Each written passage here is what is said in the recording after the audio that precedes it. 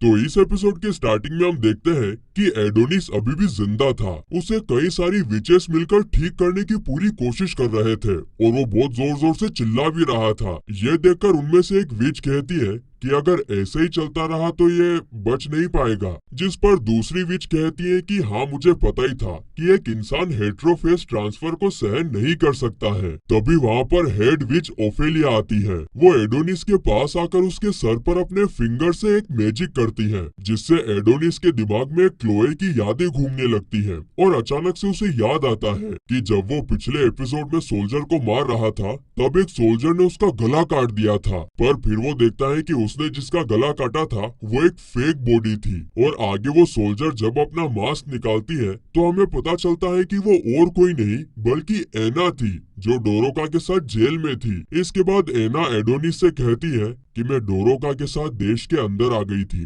और ये सब हमारा प्लान था। हम सब क्लोए को वापस लाना चाहते हैं और इसीलिए मैं तुम्हें यहाँ से बाहर निकालने वाली हूँ। और तभी अचानक से एडोनिस की पूरी बॉडी बैंडेजेस के अंदर बैंड हो जाती है और वो आसमान में उड़ने लगता है। और इसके बाद जब प्रेजेंट में उसे होश आता है तो वो काफी ज्यादा कंफ्यूज होता है और नीचे गिर जाता है। ओफेलिया उसके पास आकर उसे गले लगा लेती है और कहती है कि हमारे लिए लड़ने के लिए शुक्रिया। तभी एडोनिस अपने चारों तरफ देखकर पूछता है कि तुम सब हो कौन और मैं अभी कहाँ पर हूँ, जिस पर ओफेलिया कहती है कि यह विचेस का नेशन है। और फिर अगले सीन में हम देखते हैं कि एक विच एडोनिस को चेयर में बिठाकर चारों तरफ घुमा रही थी, जहाँ हम देखते हैं कि अभी भी इस दुनिया में काफी सारी विचेस जिंदा है और खुशी से अपनी जिंदगी गुजार रही थी। आगे उससे कुछ विचेस कहती है कि अच्छा है तुम ठीक है, अगर आज क्लोए जिंदा होती तो तुम्हें ऐसे देखकर काफी दुखी होती। ये सुनकर एडोनिस उनसे पूछता है कि क्या तुम लोग क्लोए से मिले हो, जिस पर वो कहते हैं कि हाँ, हम जब बच्चे थे तब वो हमारे साथ काफी अच्छा बर्ताव करती थी, हम लोग तो उसे काफी पसंद करते थे।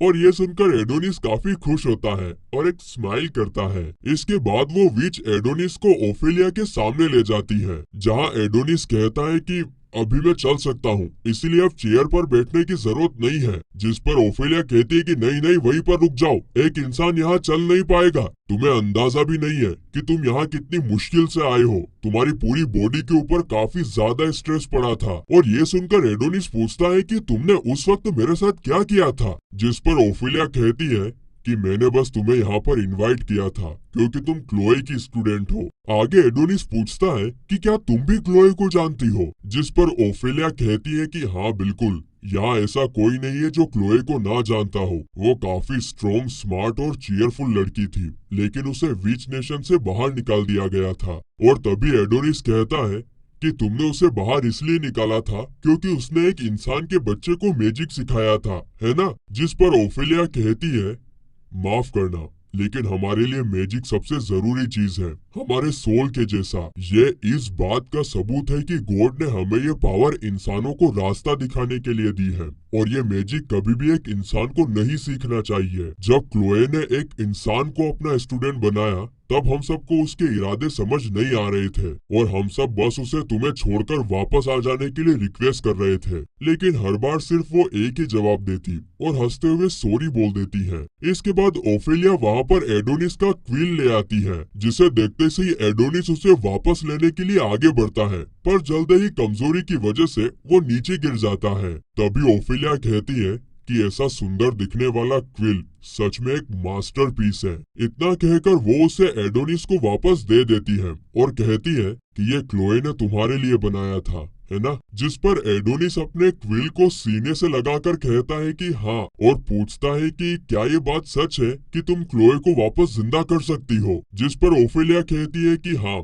हम विचेस झूठ नहीं बोलते हैं। ये सुनकर एडोनिस चैन की सांस लेता है और ऊपर आसमान की तरफ देखता है, लेकिन तभी वो एकदम हैरान रह जाता है। उसकी आंखें फटी की फटी रह जाती है क्योंकि वहाँ से उसे अर्थ दिखाई दे रही थी। जिस पर ओफेलिया उसे बताती है कि हम अभी जहाँ रहते हैं वहाँ इंसानों का पहुँचना नामुमकिन है। हम यहाँ 10 साल पहले पहुँचे थे और तब से ये हमारा नया विच नेशन है। इसे हम लूना मिलिया कहते हैं, जो कि असल में मून पर है। इसके बाद ओफेलिया एडोनिस को एक पेड़ के पास लेकर आती है और बताती है कि इस पेड़ का नाम मीटो पेड़ है, जिससे विचेस बाहर निकलती हैं। क्या तुमने ये पहले कभी देखा है? जिस पर एडोनिस कहता है कि नहीं, मैं ये पहली बार देख रहा हूँ। और क्लोए ने कभी भी अपने ओरिजिन के बारे में ज्यादा बात करी नहीं है। जिस पर ओफिलिया उसे कहती है कि इंसानों की तरह हम रिप्रोडक्शन नहीं करते, हमें इस पेड़ से जिंदगी मिलती है। ये आखिरी पेड़ बचा है जिसे हम धरती से वापस लाए हैं,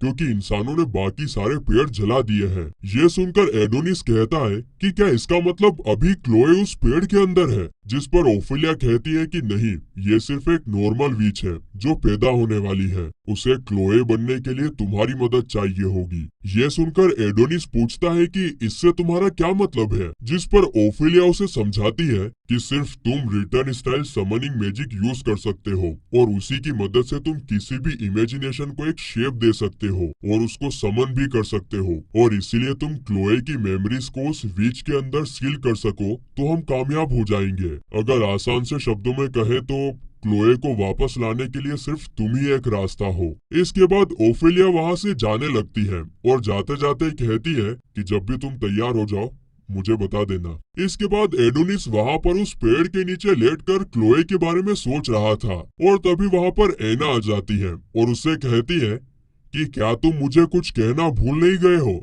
जिस पर एडोनिस कहता है कि क्या तुम मेरे मुंह से थैंक यू सुनना चाहती हो? ये सुन के एना की आंखों से आंसू निकल आते हैं और वो उसके पास आकर कहती है कि क्या तुम्हें ये सब मजाक लगता है? डोरोका ने तुम्हारे लिए अपनी जान दे दी है। जिस पर एडोनिस कहता है अच्छा, ये मेरी गलती नहीं है, तुम लोगों ने ये सब प्लान किया था, इसलिए अपना गुस्सा मेरे ऊपर मत निकालो। और इतना कहकर वो वहाँ से जाने लगता है तो एना पीछे से कहती है कि तुम अपने आप को काफी लकी मान रहे होंगे, क्योंकि आखिरकार तुम अपने मास्टर को जो जिंदा कर सकते हो। पता नहीं हमने तुम्हें जिंदा रखने के लिए अपनी लाइफ खतरे में क्यों डाली। जिस पर एडोनिस कहता है कि तुम लोगों ने मेरे ऊपर कोई एहसान नहीं किया है, क्या तुम लोग बाद में क्लोए को इस्तेमाल नहीं करने वाले थे? ये सुन के एना कहती है कि ये तुम क्या कह रहे हो? जिस पर एडोनिस कहता है कि मासूम बनने की कोशिश मत करो। और तभी एक फ्लैशबैक से हमें पता चलता है कि जब डोरोका मरने वाली थी तब उसने एडोनिस को बताया था कि सभी विचेस क्लोए को यूज करने की प्लानिंग कर रही है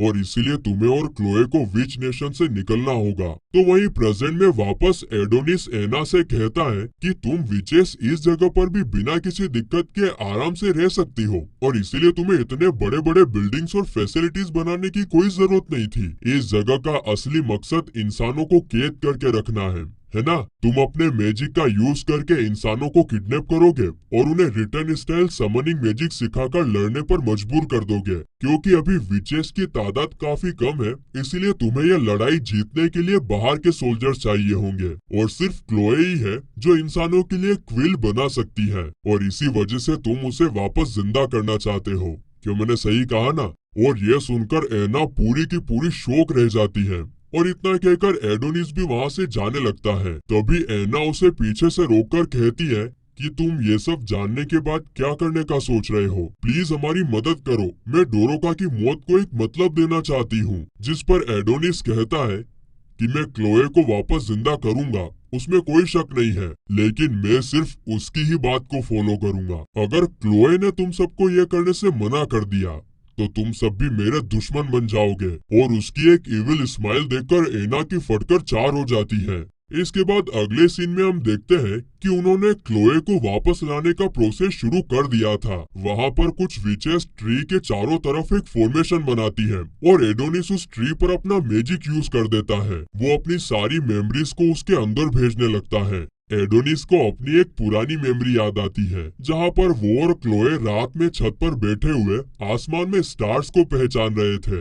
एडोनिस कहता है कि तुमने उनमें से एक स्टार का नाम एडोनिस स्टार बताया था, है ना? तुम ना अपने मन से कुछ भी बना लेती हो। और इसी तरह वो दोनों आगे भी ऐसी हंसी मजाक करने लगते हैं और कुछ भी बातें करने लगते हैं। इसके बाद एडोनिस एक और मेमोरी याद करता है जहाँ वो लोग एक घर में होते हैं। एडोनिस चारों तरफ क्लोए के कपड़ों को बिखरा हुआ देखकर उस पे चिल्ला रहा था और कह रहा था कि तुम हमेशा अपने कपड़ों को ऐसे इधर उधर फेंकना बंद करो। तभी क्लोए बाथरूम के अंदर से कहती है कि तुम उन कपड़ों को वहीं पर रख सकते हो जिसके जवाब में एडोनिस कहता है कि कोई बात नहीं, मैं इन्हें सही से रख दूंगा। और तभी वहाँ पर हवा चलती है और क्लोए जिस पर्दे के पीछे नहा रही थी वो हिलने लगता है। और तभी एडोनिस देखता है कि क्लोए की पूरी बॉडी में इंजरीज के निशान थे। और तभी क्लोए उसे ऐसे छुप छुप कर एक लड़की को नहाते हुए देखने से मना करती है, जिस पर एडोनिस शर्मिंदा होकर दूसरी तरफ देखने लगता है और वो कहता है कि मैं तुम्हारी तरफ नहीं देख रहा था, मैं तो बाहर नजर रख रहा हूँ,